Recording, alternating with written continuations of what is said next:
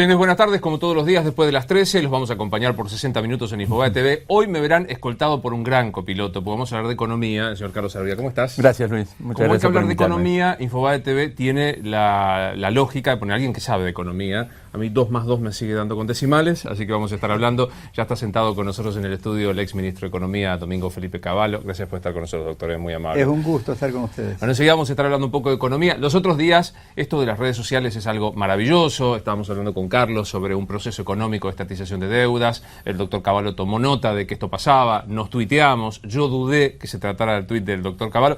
Tiene Twitter, es el suyo, efectivamente. Sí, sí. Lo que ocurre es que cuando yo estoy en el exterior, lo maneja un colaborador mío, que es Martín Picato. Él me consulta, por supuesto. Y entonces me dijo, han dicho que usted es el responsable de la estatización de la deuda.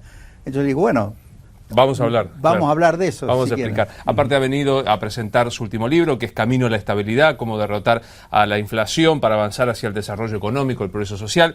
Es una edición que ha aparecido de Sudamericana y que está aquí y que ustedes pueden ver.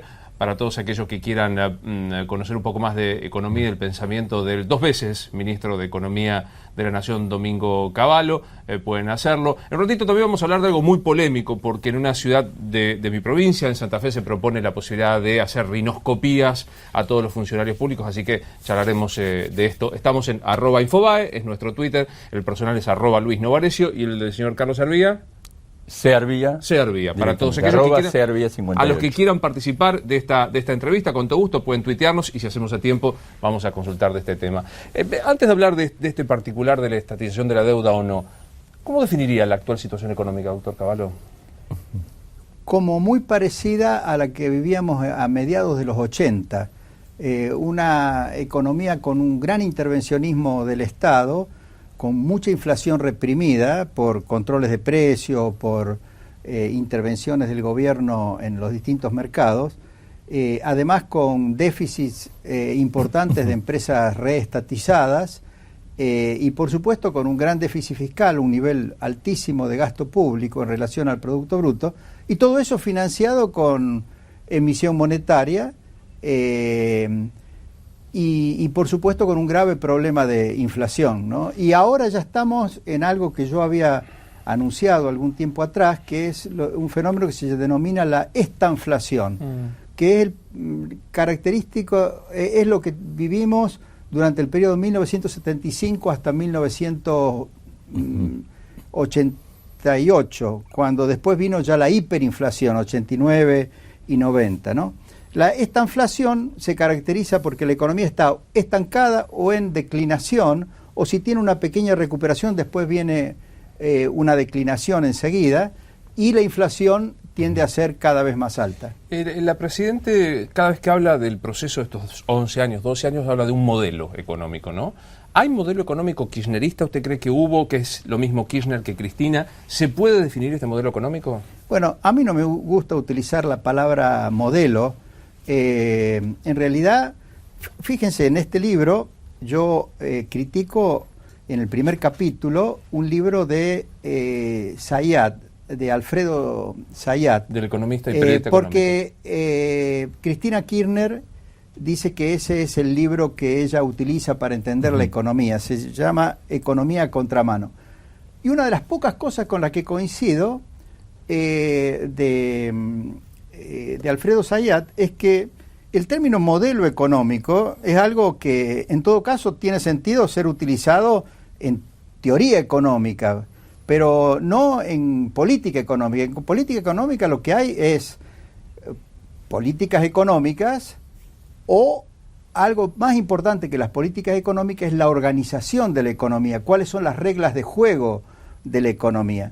Obviamente que en estas materias, sobre todo reglas de juego, el periodo que comienza con Duhalde hasta ahora es un periodo que tiene las mismas reglas de juego, que son reglas de una economía que se va encerrando cada vez más, de una economía que no le da importancia a tener abierto el crédito interno y externo, una economía en la que el gobierno interviene muchísimo en los mercados, no deja que la oferta y la demanda determine los precios.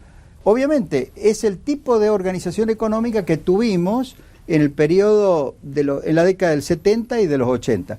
completamente distinta a la organización económica que tuvimos durante los 90, que fue de una economía abierta, integrada al mundo, con libertad en los mercados, con tendencia a la privatización, a darle un rol cada vez más importante al sector privado en materia de inversión y de producción, y con un sector público importante, pero concentrado en sus funciones más tradicionales y más exclusivas del sector público, como son la seguridad, la justicia, la educación, la salud y sobre todo en materia económica, la estabilidad económica, porque obviamente la estabilidad económica solo la puede lograr un Estado bien organizado. Doctor Cavallo, me deje que lo frene ahí con la estabilidad económica porque es un punto muy importante. Obviamente con la convertibilidad a partir de abril del 91, sí, la Argentina tuvo una estabilidad económica, pero esa estabilidad económica la logró en particular por terminar con un flagelo que tenía la República Argentina, que era la inflación. Así es. Ahora la Argentina nuevamente tiene una inflación bastante complicada y me gustaría saber esto que dijo usted, que la Argentina tendría que volver a aplicar un plan de convertibilidad, si cree que están dadas las condiciones para el futuro aplicar una convertibilidad, y si es la convertibilidad lo único con lo que podemos hacer los argentinos para terminar de nuevo con la inflación en la República Argentina. Bueno, sobre esto hay que comenzar haciendo una aclaración muy importante que yo hago en este libro, aprovechando tanto la crítica al libro de Zayat como otra crítica que hago al aspecto al tratamiento de la inflación en el libro de Sturzenegger.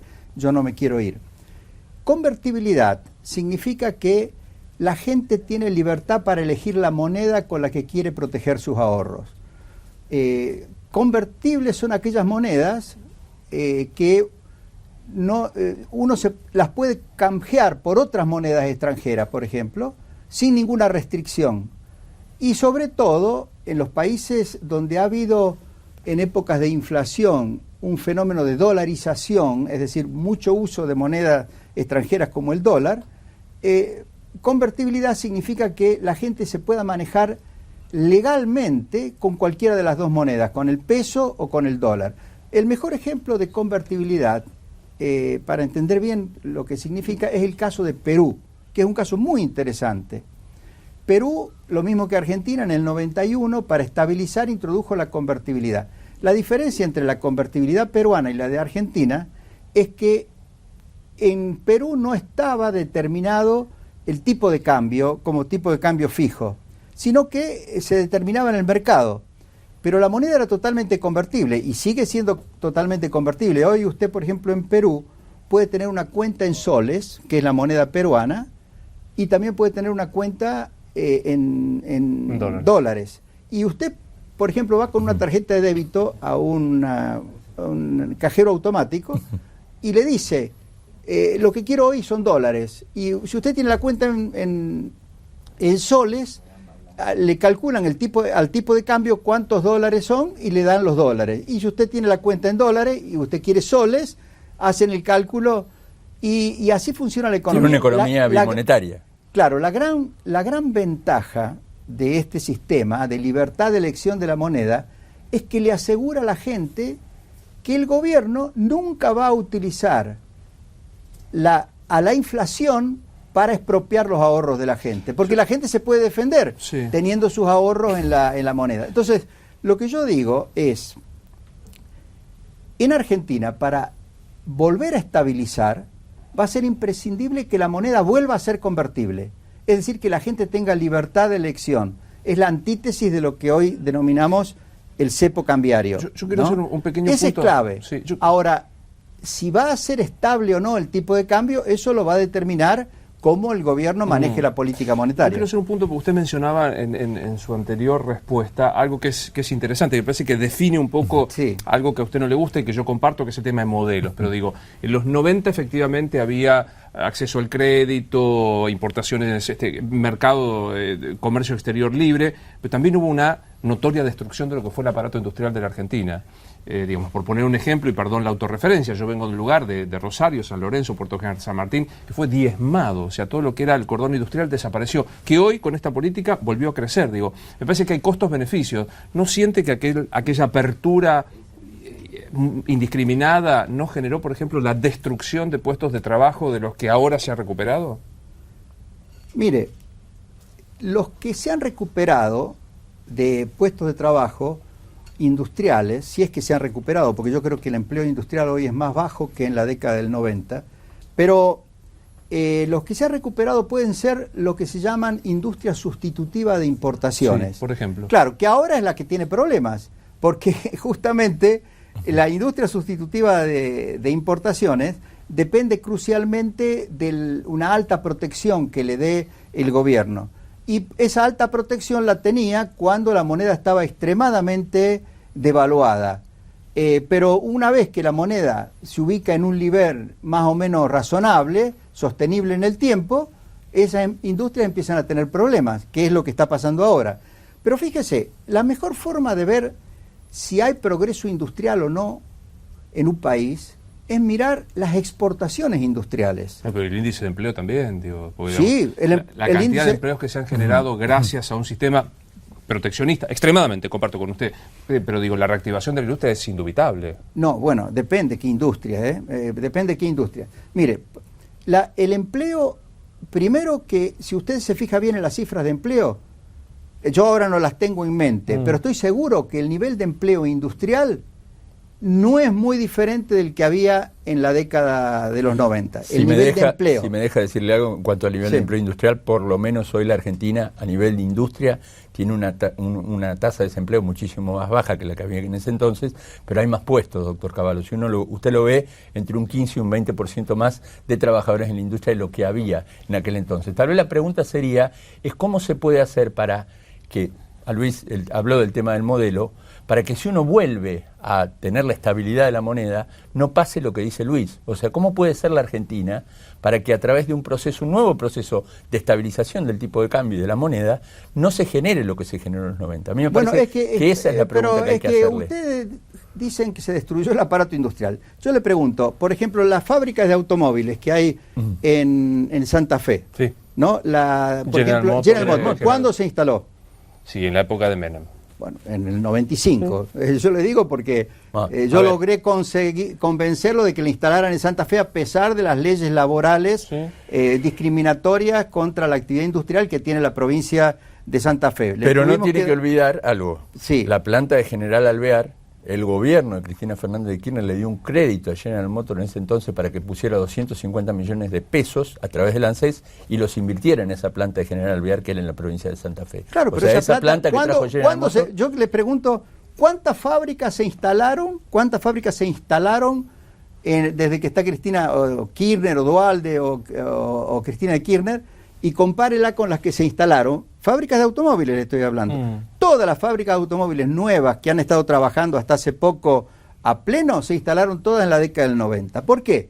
Porque en la década del 90 hubo un proceso de modernización industrial muy importante. Se facilitó con la importación de bienes de capital, que es algo indispensable si usted quiere incorporar tecnologías más avanzadas. Y se produjo un gran aumento de la productividad. Fíjese, eso se refleja en un cuadro que está acá en el libro, que es cómo evolucionaron las exportaciones, tanto industriales como agropecuarias, en la década de los 90 comparado con el periodo del dólar alto y de la moneda muy devaluada. Fíjense, todas las... sí, ahí lo va a ver. Si no, lo voy a mostrar yo de aquí. Sí, fíjense. Si me ayuda con la página, es más fácil. Es la página 94. Ok. 94. Este gráfico es, las columnas más oscuras son el aumento de las exportaciones a precios constantes, en valor, en cantidad, digamos, en la década del 90. Y la más chiquita, la columna un poquito más clara, es lo que pasó entre 2002 y 2012, ¿no? Por ejemplo, acá este gran aumento de exportaciones de combustibles y energía en general. Y esta declinación es la declinación que ha habido en las exportaciones de energía. Pero no nos fijemos en las de energía, miremos las manufacturas de origen industrial. Las manufacturas de origen industrial aumentaron mucho más las exportaciones en la década del 90 que ahora.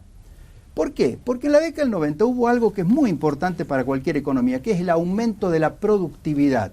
O sea, la reducción de costos por mayor eficiencia productiva, que se logra cuando hay inversión muy eficiente en cualquier sector de la economía, incluso en las manufacturas de origen agropecuario, que también crecieron mucho más en la década de los 90, me refiero a las exportaciones. A ver, voy a hacer una pregunta. Y también fíjese, acá la producción, los productos primarios, los del campo, todos dicen, miren cómo aumentaron las exportaciones agropecuarias. ¿Cuándo? En valor aumentaron ahora, porque los precios internacionales son 5 veces más altos de lo que eran entonces, pero en cantidades aumentaron mucho más las exportaciones en la década del 90. Le hago una pregunta poco económica, sí, más de definición ideológica. ¿Usted reivindica el modelo de los 90?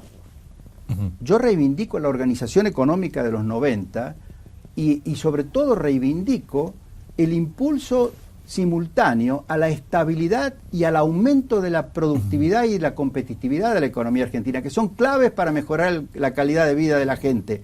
Porque si usted pretende mejorar la calidad de vida de la gente a través de medidas esas proteccionistas que aplicaron estos gobiernos, ¿qué es lo que logra? Logra que cada vez haya, por ejemplo, una mayor dependencia de la entrada de divisas para pagos de importaciones que son imprescindibles. Y como llega un momento en que usted no tiene capacidad exportadora y llega un momento, sobre todo, que ya no puede seguir manteniendo tan devaluada la moneda como para dar esa protección, después tiene que recurrir a poner cepos cambiarios y poner todo este tipo de medidas que se han puesto últimamente. Claro. Doctor Cavallo. Digo, el corralito no fue una medida de libertad, precisamente. Los 90 estallaron el corralito, ¿no? No, el corralito es una medida que con convertibilidad o sin convertibilidad, en cualquier país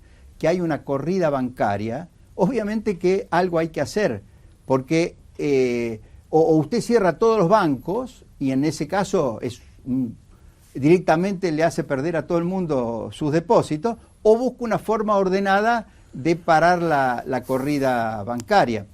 Lo que le hizo perder a la gente sus ahorros fue el que Duhalde, con una pretensión de emparentarlo con el corralito, definió como corralón. Pero el corralón era lo contrario al corralito. El corralón fue especificar, es decir, a todos los que tenían dólares, decirle ahora le devolvemos peso, 1 a 1 o 1.40 a 1, y después dejar que la moneda se devalúe tremendamente.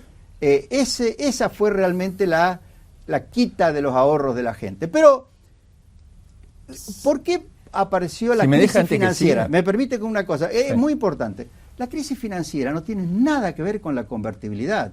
La crisis financiera tuvo que ver con un gasto público dispendioso en las provincias, financiado con endeudamiento bancario a altas tasas de interés.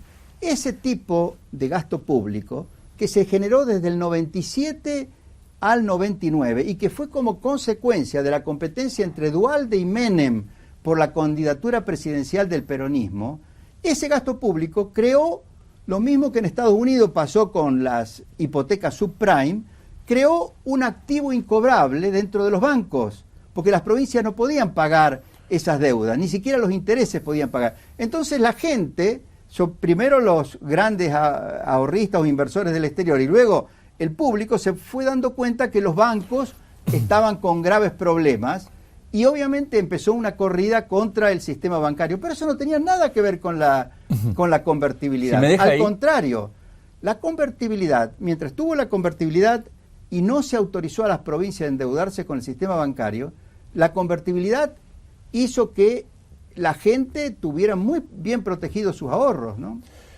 Si me deja, porque voy a volver al tema del corralito, me parece muy importante para los argentinos el corralito y después el corralón. Me gustaría que por lo menos usted, no sé si quiera, aunque sea hacer una especie de autocrítica de lo que pasó desde que usted llegó como salvador de la economía en el 2001, en el gobierno de la Rúa, hasta cuando terminó usted yéndose como ministro de Economía de la Rúa el 19 de diciembre del 2001 y después cayendo directamente el doctor de la Rúa el 20 de diciembre del 2001. O sea, me gustaría que Domingo Cavallo nos explique o nos diga, por lo menos, si hace algún tipo de autocrítica de eso que pasó, porque nosotros sabemos lo que fue la convertibilidad, pero la verdad terminó muy mal para los argentinos la convertibilidad. No, bueno, terminó muy mal porque precisamente nos dieron un golpe institucional en el 2001. Fíjese, esto está muy bien explicado en el libro, entre paréntesis, pero yo solo explico lo que es relevante para el futuro, para que en el futuro no enfrentemos los mismos problemas que en el pasado. El tema es que desde el año 2000, primero la señora Carrió y en alguna medida también Duhalde, empezaron a sugerir que no había que pagar las deudas o que los bancos eran todos ladrones y que había que declarar una especie de default, ¿no? Eso veladamente lo decía Duhalde. Duhalde nunca dijo que había que abandonar la convertibilidad, porque él sabía que la gente estaba aferrada a la idea de la convertibilidad y además como garantía de estabilidad, que lo era, porque el mismo Duhalde había ganado las elecciones para gobernador gracias a la convertibilidad, y lo mismo Kirchner y lo mismo De la Rúa en el año 99, o sea que nadie hablaba en contra ni nadie decía que había que eliminar la convertibilidad. Lo que sí empezaron a decir es que había que declarar una moratoria de la deuda. Obviamente cuando usted empieza a decir que hay que declarar una moratoria de la deuda, los más advertidos, sobre todo los capitales que vienen del exterior o los grandes depositantes en el sistema financiero argentino, empiezan a dudar de si vale la pena mantener los ahorros en el país y empiezan a sacarlos. Entonces se produjeron varias corridas contra el sistema financiero. La primera se produjo en noviembre del 2000. Después hubo otra, la más grande de todas fue en el mes de marzo, cuando renunció Machinea, después renunció López Murphy y llegué yo. A esas dos se las paró con programas en los que nos apoyó el Fondo Monetario, el llamado blindaje en noviembre, diciembre del 2000. Después cuando yo llegué, renegocié las metas que no se habían cumplido del primer semestre, conseguimos un apoyo adicional, entonces paramos esa corrida en el mes de mayo. En el mes de julio se produce de nuevo una corrida. ¿Por qué? Porque en el mes de julio las provincias dijeron no podemos pagar a los bancos los intereses y las amortizaciones de deudas que estaban comprometidas. Entonces en ese momento, obviamente que los operadores en los mercados dijeron acá va a venir como mínimo el default de las provincias. Para parar esa corrida originada en este problema en julio-agosto, yo fui a negociar un tercer paquete. Ese tercer paquete se aprobó a fines de julio, después que saliera aprobada por el Congreso la ley del déficit cero, porque nos exigían que nos comprometiéramos a partir del año 2002, no necesitar nuevo endeudamiento. Muy bien, en esa oportunidad, cuando nos dieron este apoyo, que significaron 5.000 millones de dólares que llegaron el 10 de septiembre a las arcas del Banco Central, cuando nos dieron este apoyo, nos dijeron, pero usted tiene que hacer un plan de reestructuración de la deuda para poner los términos de la deuda en condiciones de ser pagados en intereses y amortización con los flujos futuros de ingresos que tenga Argentina. Nos pusimos a trabajar en el tema de reestructuración de la deuda. En principio el fondo dijo, nosotros vamos a poner 3.000 millones de pesos más para apoyar la reestructuración de la deuda. Y el fondo quería que también el gobierno americano se sumara y nos diera una especie de apoyo adicional para poder ofrecer algún tipo de garantía a los acreedores, a los que le íbamos a pedir que bajaran los intereses, que alargaran los plazos. Resulta que en ese momento se produce el ataque a las Torres Gemelas. Resulta que estaba en crisis, ya había entrado en crisis Turquía, una crisis más grave que la que aparecía como la crisis argentina, y como Bush necesitaba las bases aéreas o el espacio aéreo de Turquía para invadir Afganistán, le puso presión a los europeos para que agregaran al dinero que comprometía el Fondo Monetario un aporte importante en favor de Turquía. Y los europeos lo hicieron. Cuando Keller, el director gerente del fondo, vio esto, dijo, ajá, nosotros vamos a poner plata en Argentina, pues así como los europeos complementaron el apoyo del fondo para Turquía, por presión de los Estados Unidos, que Estados Unidos complemente el apoyo del fondo para Argentina. Resulta que ahí Bush y el secretario del Tesoro, Paul O'Neill, estaban persiguiéndolo a Bin Laden. Yo le hablé a través de John Taylor, pero ellos se demoraron, los americanos, en decidir dar un apoyo adicional. ¿Qué hizo Keller? Keller dijo, ajá, Estados Unidos no está poniendo dinero, yo no desembolso. Yo no desembolso. Cuando Keller hizo eso, a mí me pareció que se nos venía el mundo abajo. Y fui y se lo expliqué a Alfonsín, se lo expliqué a Duhalde, se lo expliqué a todos los dirigentes del radicalismo. Del peronismo también se lo expliqué a los principales gobernadores y se lo expliqué a De la Rúa, por supuesto. El único que dijo vamos a unirnos y vamos a pelear para torcerle el brazo a Keller y hacer que desembolse el dinero, porque obviamente si no lo desembolsaba, cuando los mercados se enteraran, iba a haber otra corrida contra el sistema financiero argentino. El único que realmente me dio a mí apoyo para tratar de torcerle el brazo a Keller fue De la Rúa. ¿Cuál fue la actitud de Alfonsín y cuál fue la actitud de Duhalde?